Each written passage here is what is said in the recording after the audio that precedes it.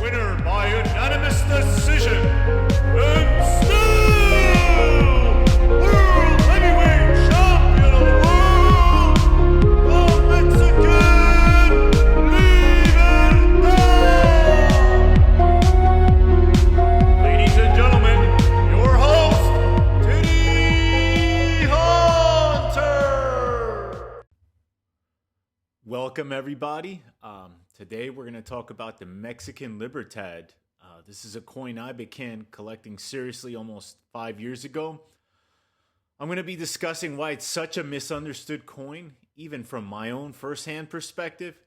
You'll come to understand, like I did, why Mexican Libertads are so undervalued and why I say your real coin collecting journey starts today. So first off, I'll begin with an introduction and I'll tell you a little about my journey. Next, we'll talk about coin collecting, how many collectors are out there, and in particular, how many serious coin collectors are out there. Then, we'll talk about data trends behind Libertads and directly compare them to their more popular counterpart, which is the American Silver Eagle. And finally, we'll talk about this channel's purpose, which is increasing awareness and breaching that gap in value between the American Silver Eagles and the much more scarcer Mexican Libertad.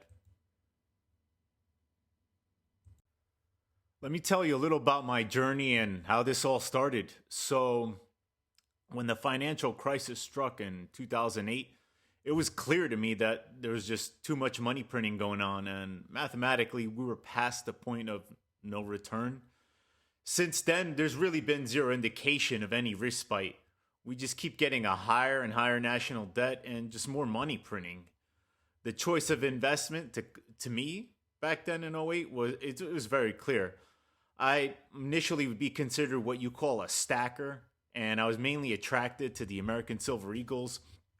I got them for as cheap as $15 each back when silver reached the bottom of its correction in 2008. Even though the spot price dipped sub $10, you weren't getting an American Silver Eagle for under $15. It was real clear to me from researching. They were in high demand, both for they had a high liquidity and the sustained premium just stuck during periods of correction. Generic coins, bars, and the other options out there being marketed, especially to novice stackers, or as we better call them as noobs, they're definitely cheaper, but they're less liquid and they weren't as price resilient during the price corrections. Throughout the years, I'd buy a Silver Libertad here and there if it was on sale, if I found them at a price that was at about par with the American Silver Eagle. But otherwise, the premiums were higher than the American Silver Eagles, and I kind of shied away. Just to be clear in this presentation, I stacked almost exclusively 1-ounce silver coins. To me, it was very obvious they were the most collected, they're the most liquid, and that's really what the focus is here on this presentation. It wasn't until 2021 that I first stumbled upon Reddit, and I discovered several folks posting lots of pictures of Libertads. There was a real interest for them. A lot of people were calling them Libertitties, and then you're wondering where the moniker Titty Hunter came from, and it was essentially a wordplay on Libertitties. The logo I have here and I use on social media was something someone designed for me. It basically pays homage to one of my favorite Mexican coin designs, the 20 centavos, which you see here in the bottom center of the screen. So I was scouring through Reddit at the time and I was repeatedly drawn in. There was one particular poster. He goes by the moniker of Bullion Cat. You probably might have heard of him if you're already collecting. And he offered really compelling evidence as to why Libertads were just beyond stacker coins. They are numismatics, and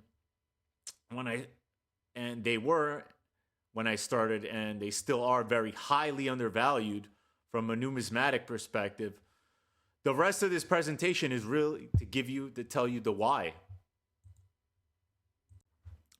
Before we deep dive into why Libertads are undervalued, let's discuss coin collecting. So, according to the US Mint, they say there's more than 150 million Americans who are collecting coins.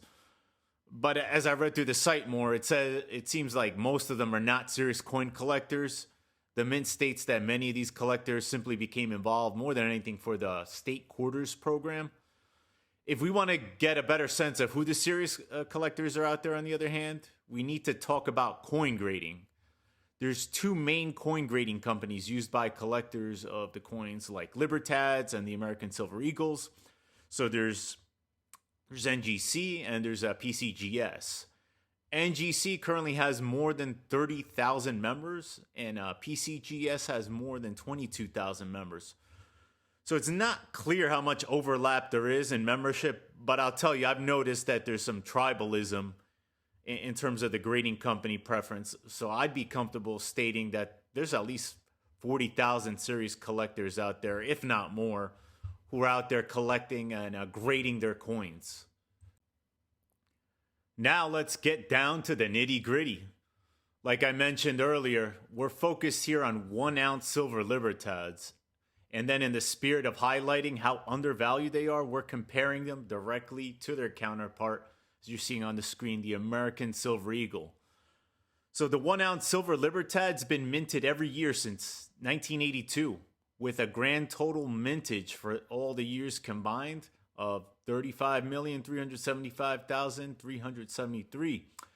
The American Silver Eagle, on the other hand, it's been minted every year since 1986 with a grand total mintage of 676,935,069. You heard that right. That's 19 times the mintage. So basically, the Silver Libertad's almost 20 times more rare than the Silver Eagle. But you might say, what about serious collectors who are grading the coins? What about them? So I'll try to keep things simple. We'll compare the 1 per date registries for Libertads versus American Silver Eagles. And you're probably wondering, what do you mean? What's a registry? So a registry is simply a verified rank of your graded coins in a set. In the case of Libertads, for example, you'll build out a set of your graded Libertad coins, one for each year from 1982 all the way to the latest release, which is 2024. And then basically, you get points assigned and you're ranked. Those with the most coins in the set and with the highest grades, they gather the most points in a registry ranking, and that gets published on NGC and PCGS's website. And every year they give awards for this stuff, for the top sets. So a lot of collectors out there, and they take these registries real serious. So now the question is, how many public registries are out there for Libertads versus the American Silver Eagles? So at NGC, there's 546 registry sets for Libertads. For the Eagles, we have 7,692 registry sets. The other grading company, PCGS, 96 registry sets for the Libertads and 1,313 for the Eagles. So in both cases, we have a ratio of 14-1. Meaning there's 14 times the number of serious American Silver Eagle collectors than there are the Mexican Silver Libertads. So a lot of new collectors, one of their first complaints is they say, Libertad premiums, they're too high. But what this is showcasing here is that not many people are seriously collecting Libertads. Can you imagine how much more Libertads would appreciate as we get more collectors for a much, much rarer coin than the American Silver Eagle? So we've highlighted that the Libertads, they're more rare and undervalued versus the American Eagle. But how much are we talking about in dollar terms? So to answer that question, let's compare the most sought-after American Silver Eagle, and that's the 1995 W Eagle Proof Finish. And we're going to compare that purposely to a Proof Finish Silver Libertad with an almost exact mintage, and that's the 1986. Both have about a 30,000 mintage. So to have a standardized comparison of their value, we're going to compare the prices of the highest grades from the two grading companies, NGC and PCGS. So a 70 is the highest grade you can get with coins, and 69 is the second best. These are essentially the most sought after grades with coins. Coins in these grades, they have none or barely none in terms of imperfections when you magnify them. So the total combined total, or what we call population, of the 69 and 70 grades at NGC for this particular eagle is 7,212 coins. And at PCGS, there's 4,221 coins. We compare this to only 644 at NGC for the particular Libertad here, the 86, and just 476 at PCGS. So this is 11 times less top graded coins for Libertad versus the Eagle. But let's talk dollars. This American Silver Eagle in a top grade 70, it's selling and has sold on eBay consistently for recently for $13,000. And at a 69 grade, $3,000. The Libertad, on the other hand, 25. I have not seen a transaction in the 70 take place because there's very few of them. But if I had to estimate, I'd probably say about $2,500 in a 70. And the 69 that there's more of, those have been selling for $175. So what are we talking about? We're talking about like 5 to 17 times the undervaluation on the Libertad. That's quite a difference. So, folks, I know it's been a lengthy discussion here. It's been over 10 minutes. So let's summarize, wrap up this introductory video. I think I made it quite clear at this point that Libertads are egregiously undervalued.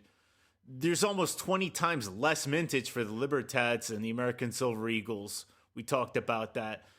There's 15 times less serious collectors collecting, which means given the scarcer mintage on the Libertads, we won't even need 15 times more the collectors to bridge that price gap we just talked about. And as we just saw, the prices are 5 to 17 times lower for an equal mintage Libertad and American Silver Eagle.